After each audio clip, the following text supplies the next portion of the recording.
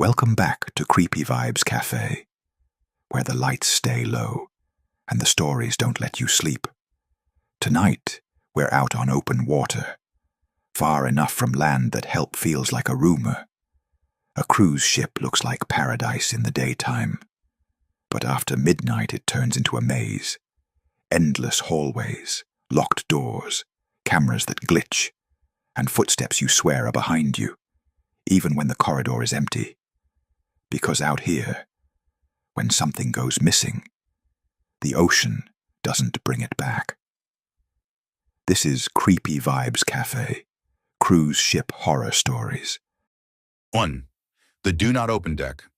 The new ship Sea Seraph advertises an adults-only experience. Luxury, quiet, expensive. On the first night, the narrator, a low-level crew member in housekeeping, is assigned a hallway that isn't on the guest map.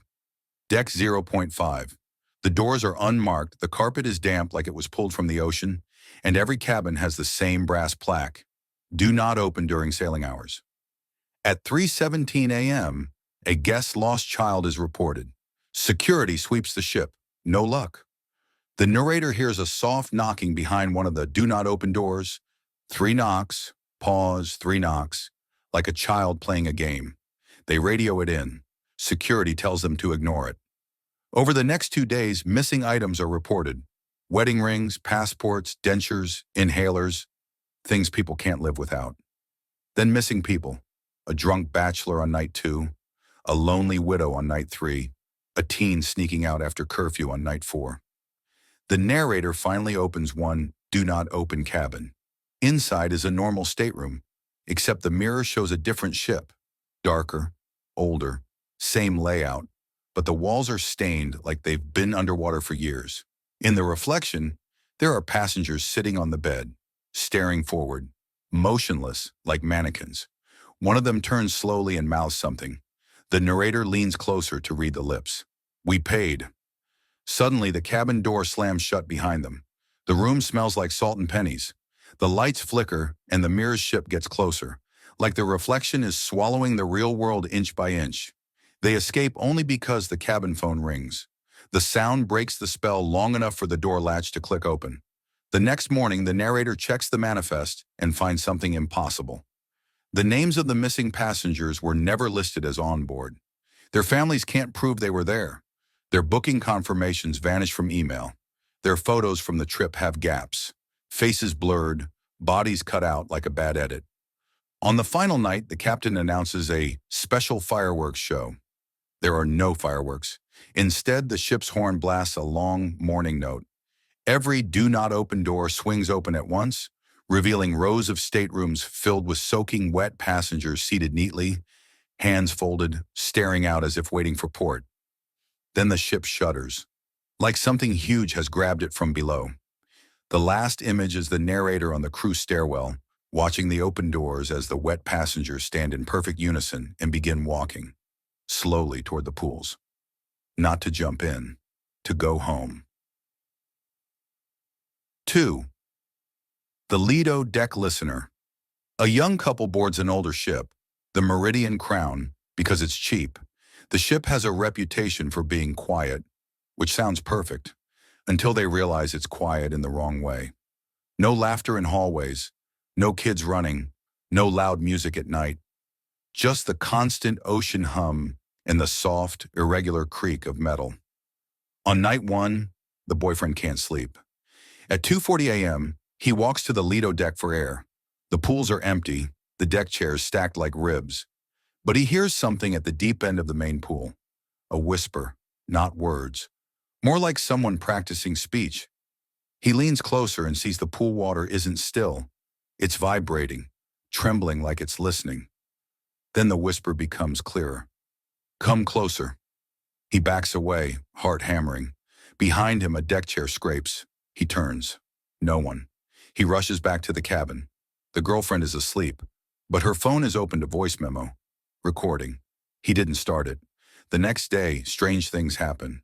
People complain the ship's announcements are wrong, calling guests by the wrong names, listing birthdays that aren't theirs. Staff greet passengers like they've already met them. That night, the girlfriend goes to the Lido Deck alone, filming for socials. She laughs it off. Ghost ship vibes. Until her camera app glitches and overlays a timestamp from 12 years ago. On screen, the same Lido Deck is packed. A party in full swing. Confetti, drinks, dancing, and then panic. The crowd surges away from the pool as something dark rises from the water, stretching up like a hand made of seaweed and shadow. The girlfriend drops her phone. When she picks it up, the video is gone. But now her voice memo app is full of recordings she never made. Hundreds, all labeled with dates, all with her voice, begging. Don't let it learn me. On night 4, the ship loses power mid-ocean. Emergency lights turn the corridors red. The captain says it's a minor outage. But the loudspeakers crackle on and a new voice comes through. Soft, wet, intimate. Like it's speaking directly inside people's ears. I can do you perfectly now. Guests start getting calls in their cabins. When they answer, they hear themselves on the other end, crying, whispering secrets only they know. The couple barricades their door. The phone rings anyway. No phone line, no signal, just ringing. The boyfriend finally answers. His own voice replies, "We're on the wrong ship." Then the bathroom mirror fogs up from the inside, and a message appears as if traced by a finger. Listening makes you mine. At dawn, the power returns. The cruise continues like nothing happened. People act normal, too normal, smiling, quiet, compliant. The couple is the only one panicking. They try to disembark at the next port, but the gangway leads back onto the ship again, like a loop. The shoreline looks painted. The sky above the port doesn't move. The final scene is the couple standing on the Lido deck, exhausted, staring at the pool. The water whispers their names perfectly now, pronouncing them like a promise. And behind them, the whole ship falls silent, because everyone is listening. 3. The cabin. Next door. A solo traveler books a last-minute cruise to reset after a bad year. They get cabin 8142, inside cabin, no window. Cheap, quiet. The first night, they hear coughing from the cabin next door. Old, wet coughing, like lungs full of seawater. It goes on for hours. They call guest services. They're told the cabin next door is empty. The coughing stops immediately. On night 2, there's a knock at their door. 3 slow taps. When they open it, nobody's there. Just a room service tray on the floor. But they didn't order anything. On the tray is a silver cloche. They lift it. Inside is a key card and a note. You left this here last time. They laugh it off until they look at the key card. It's labeled Cabin 8141, the empty cabin. Curiosity wins.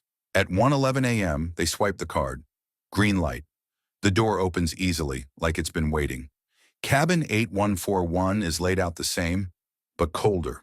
The air smells like old towels and iodine. The bed is made with hospital-tight corners.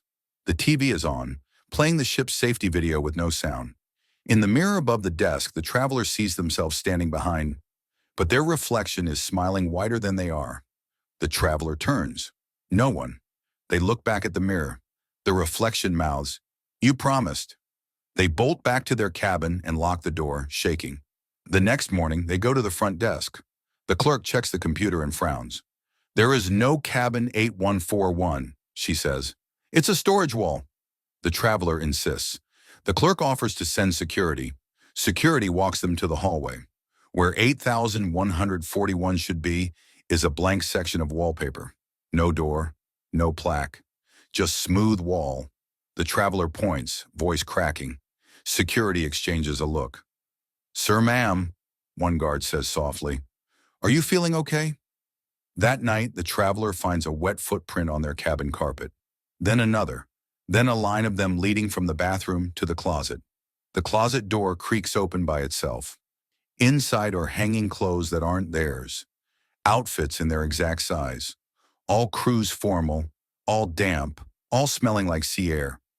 And a lanyard with a ship keycard swinging gently, like it's breathing. Label, 8141. They try to sleep.